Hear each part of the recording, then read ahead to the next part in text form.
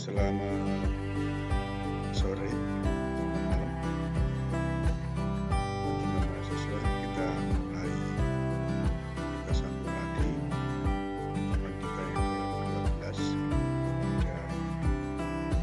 dan pengendalian sistem manajemen. Dan jangan lupa isi daftar hadir diisi angkat. Kita mulai saja. Materi yang pertemuan yang ke-12 adalah pengendalian terhadap strategi yang berbeda. Jadi materi ini itu menuntut kemampuan akhir yang diharapkan untuk para mahasiswa adalah mampu memahami, menguraikan dan menjelaskan konsep strategi terdiferensiasi dan bagaimana melakukan pengendalian yang tepat. Oke, kita memasuki halaman pertama, hubungan antara pengendalian dan strategi perusahaan. Jadi sistem pengendalian manajemen merupakan alat untuk mengimplementasikan strategi. Jadi sistem pengendalian manajemen itu merupakan alat untuk mengimplementasikan strategi. Strategi merupakan rencana-rencana yang untuk mencapai tujuan organisasi. Strategi adalah pola tindakan utama yang dipilih untuk mewujudkan visi organisasi melalui misinya. Jadi sistem pengendalian manajemen diperlukan untuk memberikan jaminan melalui manajer organisasi tersebut untuk melakukan peningkatan kinerja karyawan pada perusahaan secara efektif dan efisien. Dengan diterapkannya sistem pengendalian manajemen pada perusahaan akan memungkinkan perusahaan bergerak maju.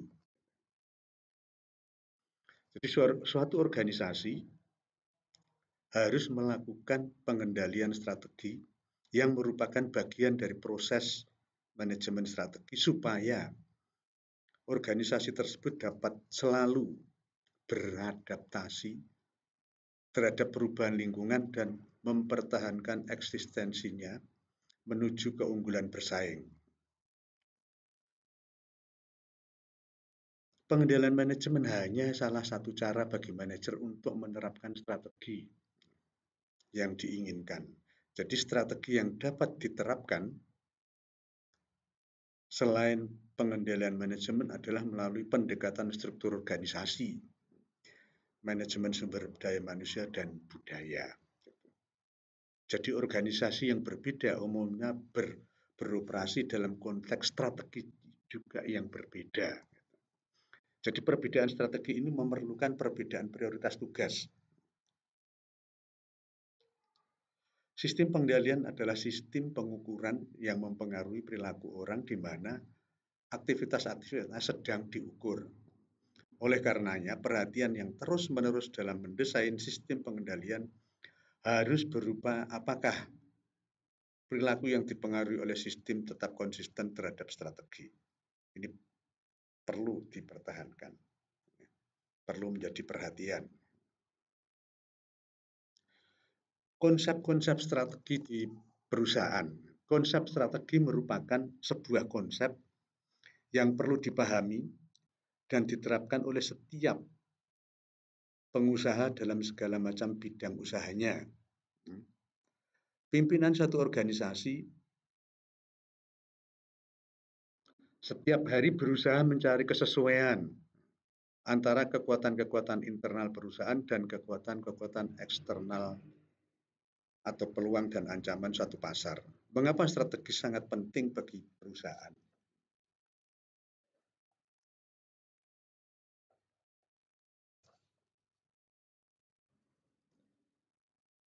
Karena strategi memberikan arah dalam mencapai tujuan. Jadi manajemen strategik bertujuan untuk mengarahkan semua sumber daya perusahaan agar selaras dan efektif dalam mencapai tujuan perusahaan. Arah ini memberikan landasan bagi pengendalian dan evaluasi keberhasilan.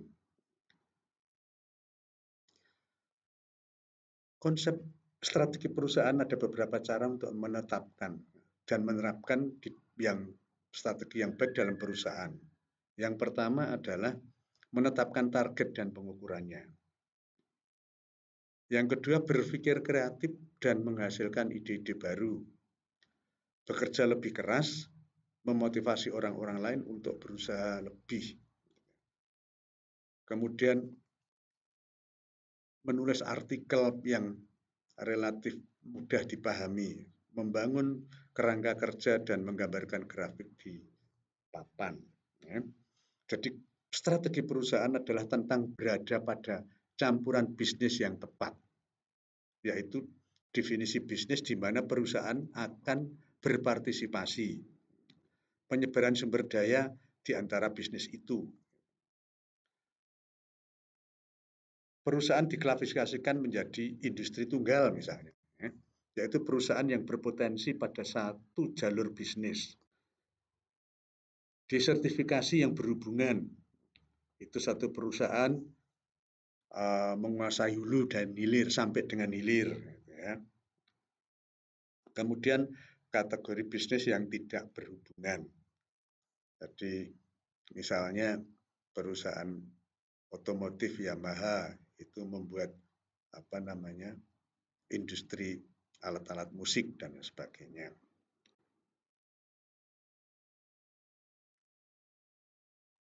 Kita lanjut. Perbedaan strategi perusahaan. Pada prinsipnya, strategi dapat dikelompokkan berdasarkan 3 bentuk strategi, yaitu strategi manajemen, strategi investasi, dan strategi bisnis.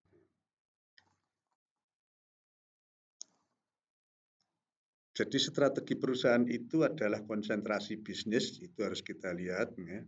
Perusahaan yang terkonsentrasi adalah perusahaan yang fokus pada bisnis utama yang sudah ada dengan menambahkan produk atau memperluas cakupan pasarnya. Kemudian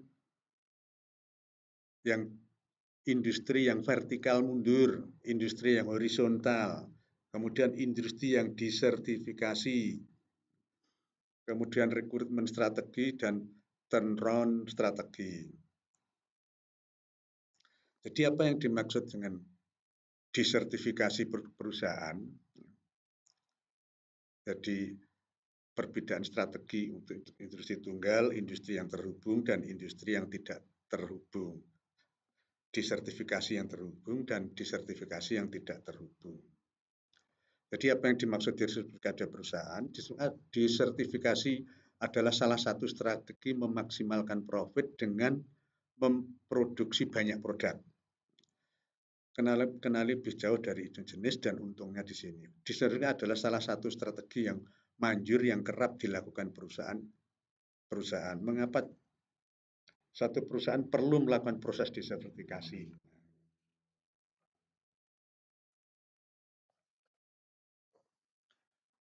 Jadi strategi disertifikasi itu bagi pebisnis karena beberapa alasan. Yang pertama, hal ini memastikan bahwa aliran pendapatan perusahaan tidak terikat pada satu produk atau layanan. Layanan itu ya produk ya. Dengan demikian, satu usaha yang mengalami penurunan penjualan di suatu daerah masih bisa menghasilkan pendapatan di daerah lain. Jadi perbedaan strateginya gimana? Jadi struktur organisasi fungsional pada usaha keakraban industri atau dalam satu industri. Kalau yang disertifikasi terhubung, itu perusahaan induk pada manajemen tinggi. Tetapi kalau disertifikasi yang tidak terhubung, itu manajemen perusahaannya rendah. Kemudian latar belakang fungsi pengalaman operasional utama keuangan, manajemen perusahaan yang relevan. Otoritas pembuatan keputusan, kalau di industri yang disertifikasi terhubung itu lebih terpusat. Kemudian yang disertifikasi tidak terhubung tidak terpusat. Ukuran karyawannya itu tinggi kalau disertifikasi yang terhubung. tapi yang tidak terhubung itu bisa rendah. Kemudian kepercayaan dalam menggunakan penggunaan promosi internal itu bagi industri yang disertifikasi terhubung atau perusahaan yang disertifikasi terhubung itu tinggi. Tapi kalau perusahaan yang disertifikasi tidak terhubung rendah. Pemindahan lateral itu juga sama. Kalau yang terhubung itu tinggi, kalau yang tidak terhubung rendah. Kemudian budaya perusahaan itu kalau disertifikasi terhubung itu tinggi. Tapi kalau yang tidak terhubung itu lemah. Oke, kita lanjut. Implikasi dari manajemen pengendalian. Sistem pengendalian manajemen diperlukan untuk memberikan jaminan melalui manajer operasi. Operasi tersebut dapat melakukan peningkatan kinerja karyawan pada perusahaan secara efektif dan efisien. Dengan diterapkan sistem pengendalian manajemen pada perusahaan akan memungkinkan perusahaan itu bergerak maju. Jadi seiring dengan perusahaan menjadi lebih disertifikasi, maka manajer di tingkat corporate mungkin tidak mempunyai tingkat pengetahuan yang signifikan tentang pengalaman dalam bidang aktivitas berbagai unit perusahaannya yang disertifikasi tadi. Maka untuk perusahaan yang sangat tinggi disertifikasinya tidak dapat mengharapkan mengawasi perbedaan bisnis berdasarkan pengetahuan yang mendalam terhadap aktivitas mereka. Jadi perusahaan industri tunggal dan disertifikasi yang berhubungan memiliki kompetensi inti perusahaan yang luas, di mana strategi dari unit usaha yang paling banyak didasarkan. Kita lanjut. Perbedaan strategi perusahaan dengan implementasi manajemen pengendalian. Perumusan strategi mencakup perencanaan pengambilan keputusan yang terlibat dalam pengembangan tujuan dan rencana strategi organisasi. Implementasi strategi melibatkan semua cara yang terkait dengan pelaksanaan rencana strategik. Singkatnya, formulasi strategi menempatkan pasukan sebelum aksi. Jadi perbedaannya pada perusahaan yang disertifikasi terhubung dengan yang disertifikasi tidak terhubung. Strategi perusahaan yang terhubung itu strateginya dilakukan secara vertikal dan horizontal. Tetapi kalau yang tidak terhubung itu hanya vertikal, karena dia harus membawai beberapa jenis produk dari perusahaan itu yang tidak sama. Jadi harus terfokus, harus tersentralisasi, jadi harus vertikal. Terus penganggaran kontrol relatif oleh manajer unit usaha. Jadi penganggaran atau kontrol itu kalau disertifikasi terhubung itu relatif lebih rendah. Kalau yang tidak terhubung ini harus tinggi karena tidak ada terkaitan satu perusahaan, satu unit usaha dengan usaha yang lain. Kemudian pentingnya dilampirkan capaian anggaran. Kalau yang terhubung itu tidak dituntut lebih tinggi tapi rendah. Kalau yang tidak terhubung itu tinggi. Harga transfer kalau yang terhubung itu tinggi. Tapi kalau yang tidak terhubung itu rendah.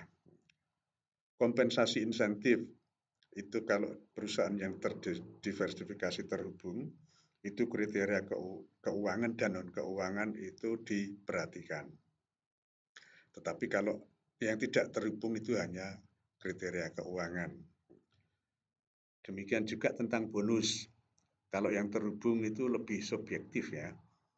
Lebih subjektif, tapi kalau yang tidak terhubung itu formal. Kemudian dasar bonusnya adalah kalau yang terhubung adalah unit usaha dan kinerja, tetapi kalau yang tidak terhubung itu hanya kinerja unitnya saja. Oke, kita lanjut. Strategi unit usaha. Apa yang dimaksud dengan unit usaha? Unit usaha merupakan suatu bentuk kegiatan yang mampu menghasilkan keuntungan misalnya menjahit, menjual, koperasi, dan sebagainya. Sedangkan unit produksi adalah kegiatan yang mampu mengolah dan menghasilkan satu barang, seperti berternak ayam telur, pedaging, dan sebagainya. Jadi strategi unit usaha adalah subunit dari organisasi yang bertindak seperti bisnis independen, terutama dalam banyak hal termasuk perumusan rencana strategi perusahaan serta strategi pemasarannya. Pada dasarnya, strategi level unit usaha berupaya menentukan pendekatan yang sebaiknya oleh suatu unit bisnis terhadap pasarnya. Sebagaimana melaksanakan pendekatan tersebut dengan memanfaatkan sumber daya yang ada dalam kondisi pasar tertentu. Apakah penting strategi unit bisnis bagi perusahaan? Strategi bisnis unit mendorong perusahaan dalam pengambilan keputusan menjadi lebih efektif. Karena setiap unit memiliki otonomi untuk mengambil keputusan yang sesuai dengan situasi dan kondisi di lingkungan operasional mereka. Hal ini akan mengurangi birokrasi dan mempercepat respon terhadap perubahan. Jadi konsep strategi unit usaha itu bisa dilihat dari beberapa konsep, yaitu kalau konsepnya membangun, berarti bertujuan meningkatkan pangsa pasar. Tapi kalau konsep strategi unit usahanya adalah mempertahankan, itu yang dilakukan adalah menyesuaikan atau mengadaptasi kepada proteksi pangsa pasar, unit usaha, dan potensi pesaingnya. Ini mempertahankan. Kalau konsep strategi unit usahanya adalah memanen, itu memaksimumkan pendapatan jangka pendek dan arus kas. Tapi kalau satu unit usaha, konsep strategi unit usahanya adalah mau melepas atau mau dijual, itu dia menarik dari perdagangan. Jadi dia tidak barang-barang produksinya tidak diperdagangkan. Kalau konsep strategi unit usahanya adalah biaya rendah, ya dia lebih fokus kepada kepemimpinan biaya. Kalau konsep strategi unit usahanya adalah diferensiasi, itu yang mendiferensiasikan produk yang ditawarkan oleh unit usaha itu. Oke, kita lanjut.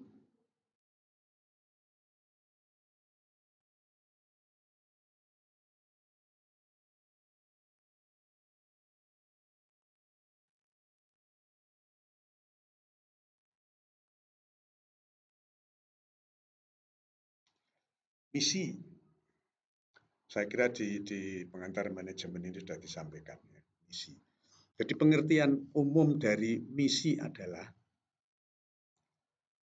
langkah-langkah yang akan dilakukan sesuai dengan visi yang ditetapkan.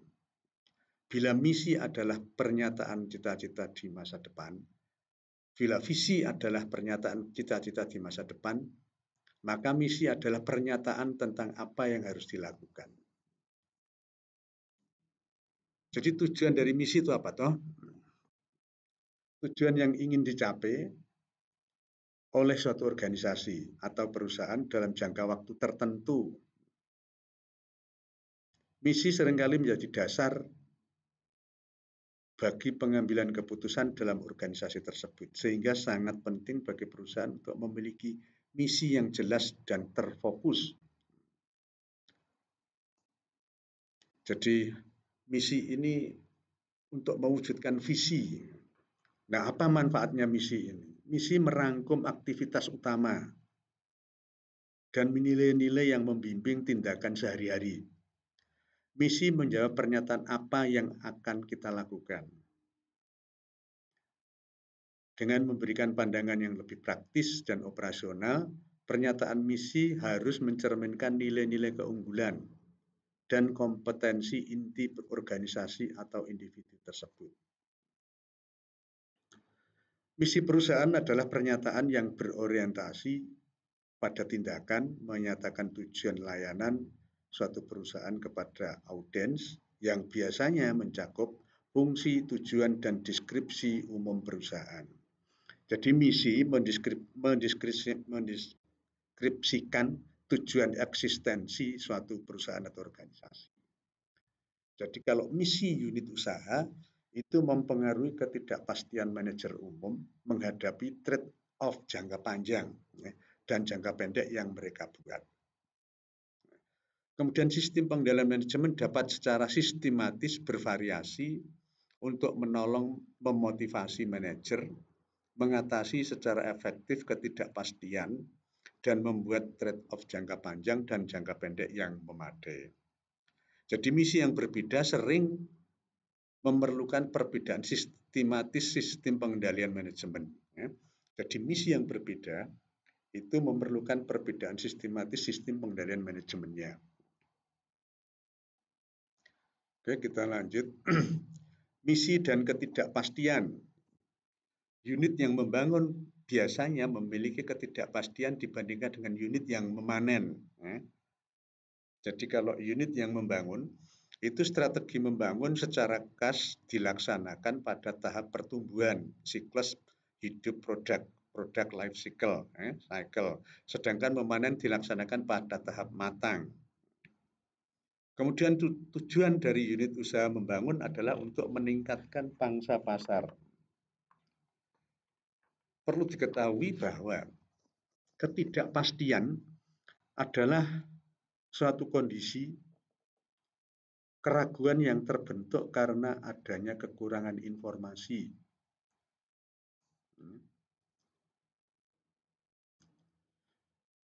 Pemahaman, pengetahuan, kejadian, konsekuensi atau kemungkinan-kemungkinannya atas keputusan dan aksi individu organisasi saat itu terdapat tujuan yang ingin dicapai pada masa depan.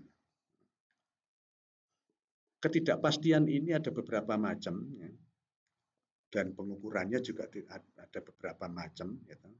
Ketidakpastian dibedakan menjadi dua, ketidakpastian mutlak dan ketidakpastian relatif. Masing-masing ketidakpastian dapat digunakan dalam pengukuran tunggal dan atau berulang.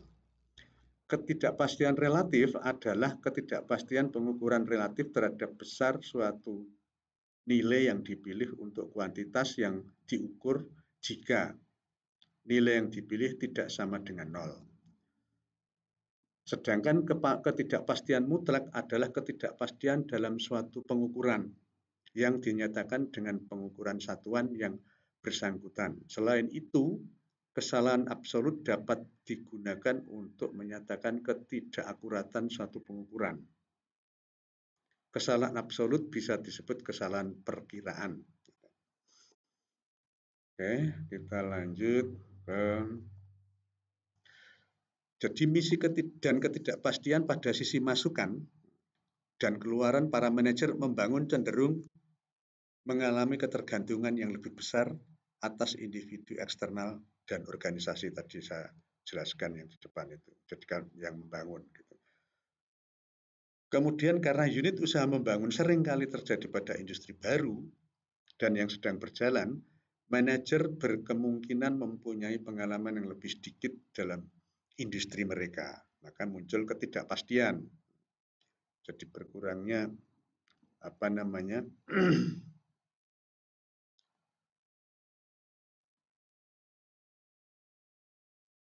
pengetahuan dan informasi.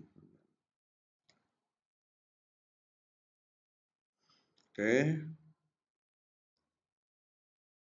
kita lanjutkan ke perbedaan misi strategi dan perencanaan strategi,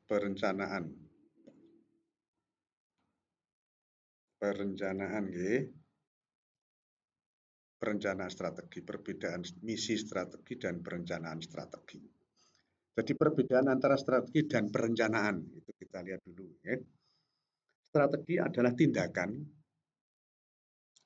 yang membuat serangkaian pilihan terpadu yang memposisikan organisasi untuk menang. Sedangkan perencanaan adalah tindakan menyusun proyek dengan jadwal, hasil anggaran, dan tanggung jawab. Jadi, perbedaan perumusan strategi dan perencanaan strategi adalah perbedaan antara dua jenis manajemen, yaitu formulasi strategi dan perencanaan strategi. Perbedaannya adalah bahwa formulasi strategi merupakan proses untuk memutuskan strategi baru, sementara perencanaan strategis untuk memutuskan bagaimana mengimplementasikan strategi tersebut. Itu perbedaannya. Jadi itu pun bisa dilihat dari sisi perusahaan, apakah perusahaan itu sedang membangun atau menahan atau memanen. Jadi kalau sedang membangun adalah pentingnya strategi perusahaan. Kalau sedang menahan itu relatif tinggi strateginya. Kalau memanen itu relatif rendah karena dia sudah tidak butuh strategi lagi. Kemudian formulasi keputusan pengeluaran itu kalau yang menahan itu pengeluarannya diminimalisir sehingga kurang formal istilahnya. Kalau memanen harus formal karena ada laporan laba nantinya di sana. Kemudian kriteria evaluasi. Kalau yang menahan itu butuh pendekatan data. Kalau yang memanen hanya dibutuhkan data keuangan karena di situ terkait dengan jual beli dan pemasukan. Pengeluaran modal non keuangan atau bunga diskonto itu kalau yang perusahaan yang sedang menahan pada posisi menahan bukan memanen itu relatif rendah. Tapi kalau yang sedang memanen itu relatif tinggi. Kemudian analisis modal investasi itu yang kalau yang menahan itu subjektif kualitatif, tapi kalau yang memanen itu sudah kuantitatif. Kemudian persetujuan proyek membuat tingkat unit usaha. Ini yang menahan ini sudah harus berpikir bagaimana membuat usaha lain sehingga relatif tinggi ini membatasi tingkat unit usaha. Kemudian kalau memanen itu sudah tidak berpikir ke sana, jadi relatif rendah.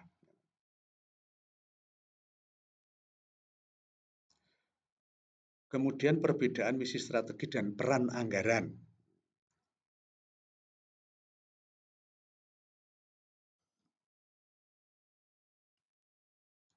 Jadi perusahaan yang pada posisi menahan, itu peran anggaran itu perencanaan jangka pendek. Kalau yang memanen itu justru dibutuhkan alat pengendaliannya, sehingga tidak terjadi kebocoran. Kemudian pengaruh manajer dalam penyiapan anggaran. Itu kalau yang posisi perusahaan pada posisi menahan, itu relatif tinggi, tetapi kalau memanen itu relatif rendah. Kemudian pada perubahan anggaran, itu kalau yang posisi menahan, posisi perusahaan pada posisi menahan, mempertahankan gitu, itu relatif rendah. Tapi kalau memanen itu mereka sudah tidak melakukan perubahan anggaran karena memanen gitu ya. Kemudian frekuensi pelaporan informal dan hubungan dengan atasan. Kalau yang menahan itu sering, ya. Karena dia harus koordinasi terus agar bisa mempertahankan posisinya. Tapi kalau memanen itu tidak terlalu, yang penting laporannya kan begitu. Kemudian kalau umpan balik, itu kalau yang posisi mempertahankan ini kurang sering. Tapi kalau yang memanen itu dibutuhkan informasi setelah penjualan. Batas pengendalian, kalau yang menahan itu relatif tinggi. Kalau memanen itu tidak terlalu tinggi. Pentingnya dilampirkan untuk mencapai anggaran. Ini relatif rendah karena di posisi bertahan tidak menambah pengeluaran. Tapi kalau memanen itu relatif tinggi karena dia harus membiayai penjualan. Keluaran versus pengendalian tingkah laku. Kalau posisi perusahaan pada mempertahankan itu pengendalian tingkah laku. Tapi kalau memanen itu pengendaliannya adalah keluaran. Oke, kita lanjut lagi.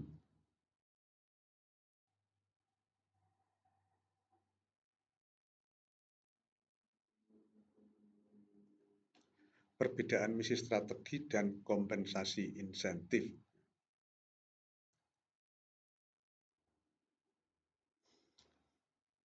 Jadi pada perusahaan yang membangun, pada perusahaan yang mempertahankan posisi, dan pada perusahaan yang memanen, itu persentase kompensasi sebagai bonus, itu kalau yang perusahaan yang mempertahankan posisinya itu relatif tinggi. Tetapi kalau sudah memanen itu sudah tidak butuh prestasi, jadi tidak ada bonus di situ, relatif rendah gitu ya. Kriteria bonusnya juga kalau yang menahan atau posisi perusahaan itu mempertahankan dan lebih menekankan pada kriteria non keuangan. Kalau yang perusahaan yang pada posisi memanen lebih menekankan pada kriteria keuangannya. Kemudian pada pendekatan penentuan bonus, kalau yang posisi perusahaan itu sedang mempertahankan posisinya itu lebih subjektif dia. Kalau yang memanen itu lebih didasarkan pada formalitas yang sudah ada. Demikian juga frekuensi pada pembayaran bonus. Pada saat posisi perusahaan itu mempertahankan posisinya itu kurang banyak memberikan pembayaran bonus. Tetapi kalau yang memanen ini lebih banyak bonus karena dia menjual berapa bisa memberikan keuntungan berapa. Itu perbedaan misi strategi dan kompensasi insentifnya. Kalau dibandingkan posisi perusahaan sedang berada pada posisi menahan atau memanen. Oke, kita lanjutkan.